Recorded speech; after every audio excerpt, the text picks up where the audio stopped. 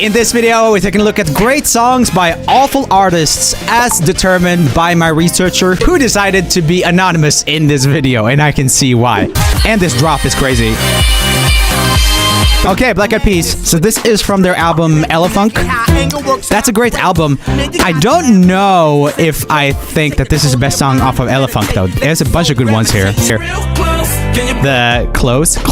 So basically there's this plugin they use in music programs called a de-esser, and when you over de-ess it sounds like you're lisping, and I think that's what happened here. It was just really bright vocals and they de-essed it and it just became like come real close, it sounds like, but it's an effect that went too far.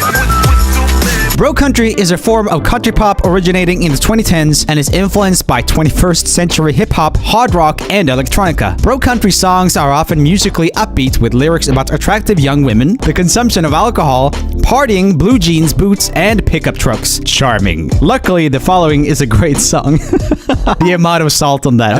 The A minor F. I don't know exactly what key it's in. I mean, Morgan Wallen is such a bad artist, enough said. Okay, Iggy Azalea. Kind of. Okay, Crazy Town's Butterfly. I don't know any other songs by them, but this is a good song. What is that song about? What is the song Butterfly by Crazy Town about? And was there ever any controversy around the lyrics or the music video? The song centers on an infatuation or deep affection the lead singer expresses towards someone, using the metaphor of a butterfly to describe the light and uplifting feeling this person brings into his life. Critics and listeners might have had differing views on its artistic value or the depth of its lyrics. Yeah, whatever. Okay, it wasn't anything too bad. It's very like Limp Bizkit vibes, isn't it? Whole rap rock. So, okay. Yeah, not much to say about that. I don't find her a good singer, but she's obviously, you know, super successful in a bunch of areas, including music. So who am I to judge? From the researcher, the following band are pioneers in a genre I like to call douche rock. They made sure all the douchebags out there finally had something to listen to after they ran out of Def Leppard songs. What will this be? Oh, Nickel. I don't know.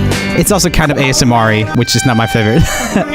Okay, Imagine Dragons. I guess you could argue that. I'm a fan, though. I'm a fan. Might be their poppiest, like, best song there. Ah! 50 Cent. I don't know enough about 50 Cent to say if he's good or bad. I will say, this song is a product of its time. I like it, but whenever I hear steel pans like this, I think of MIDI ringtones, and I think this one was actually big with the ringtone industry back then. It's like early 2000s-ish. Tell them other girls. Okay, Jason Derulo. I think she's super talented. Okay, from Wikipedia, once again, from the editor. Nepotism is the act of granting an advantage, privilege, or position to relatives or friends in an occupation or field. Who could this be? I'm trying to think. I think it's pretty common in the music industry to kind of either come from a rich family to kind of have all the opportunity to go super hard, or, you know, someone in the industry. It's very common. Like, you can see it with a lot of the biggest stars. They were playing on easy mode, which is fair enough. Like, you can't hold that against them, but yeah, let's see what this is. Nepotism. Let's go. Okay. Well, Enrique Iglesias, I get it. Not a strong singer. Obviously son of a very famous opera singer, or like kind of butter singer, we call them in Sweden. Julio Iglesias. That's kind of crazy. They have a bunch of good songs. Yeah, that was like a big thing for a long time when there was like a lot of rabid 21 Pilots fans. So like you couldn't write it out with numbers. They would get very angry. Be like, no, you got to write it like 21 Pilots. And also I think like there's supposed to be like a line or something through the O. I don't remember. Anyway, good band. Don't be angry with me. Leave your anger in the comments, I guess, if you want to, if you need to. Mr. Sexo Beat makes me. My heart was blinded by you. Have kissed your lips, held your hair. Yeah, James Blunt. You could argue he's an awful artist. One thing I think about a lot when I hear his voice like this is that it's a little bit pitchy. He has a tendency to be a little, I think it's sharp. If they auto-tuned him a little bit harder, I think I would like his music a lot more. Is that bad? Goodbye, my lover. Goodbye, my friend. You have been the one. You have been the one for me. But it is like a cool voice. Okay, Akon. Definitely has a fair amount of kind of not the best music. Fun music, though. What is Akon's Ghetto about? Akon's Ghetto explores the struggles and resilience of life in impoverished areas. The song is a reflection on the realities of ghetto life, aiming to bring awareness and empathy from those outside looking in. Akon uses his personal experiences and observations to craft a narrative that is both impactful and insightful. Sounds like a rare, very serious, very thought out song from Akon. You know, a lot of his stuff seems to be like about hot girls, whatever. I do think this is her strongest song. And more douche rock incoming. Oh, Simple Plan. That's interesting. I don't think of that as douche rock in the same way that you might say Nickelback is. It's more like pop punk or emo. Oh, there's Jeff Stinko, a great guy. Why'd you go and make things so complicated? Oh, Jeff Stinko again. Lots of songs in this genre sound very similar. I think they're pretty good. I like Simple Plan. But I also do love Jeff Stinko, who is like one of the main guitarists of the band. I think Jeff is such a great artist. I do have to admit that I really love his vocals so much before he was in Simple Plan. I honestly do think that Jeff Stinko is extremely, extremely beautiful man, and he's so incredibly talented at what he does. I wish Jeff Stinko was still singing today. I still wish he wasn't in Simple Plan because he looks so out of place in this band, not gonna lie. So, in case you didn't know, Jeff Stinko was a singer before he was in Simple Plan. Let's check this out and have a listen. Let's see what he does in here.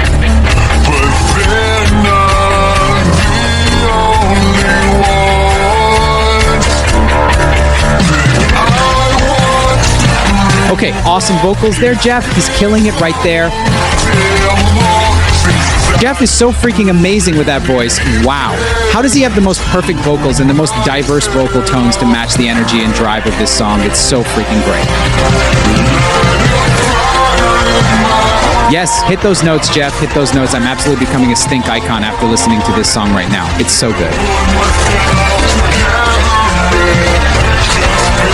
Make Jeff Stinko a singer again because he killed it in this song right there. This is peak pop punk at its best. I love it so much.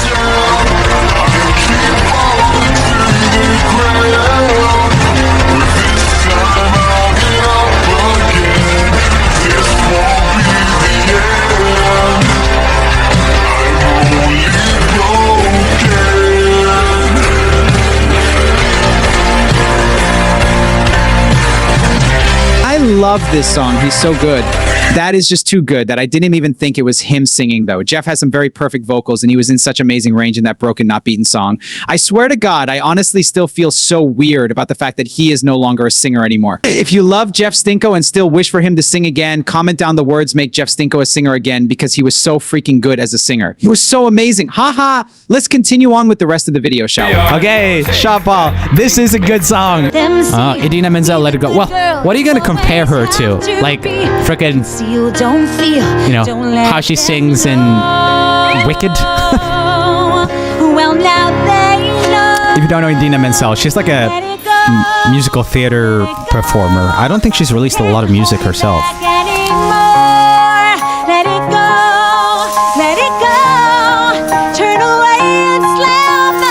There's a whole generation who grew up with this.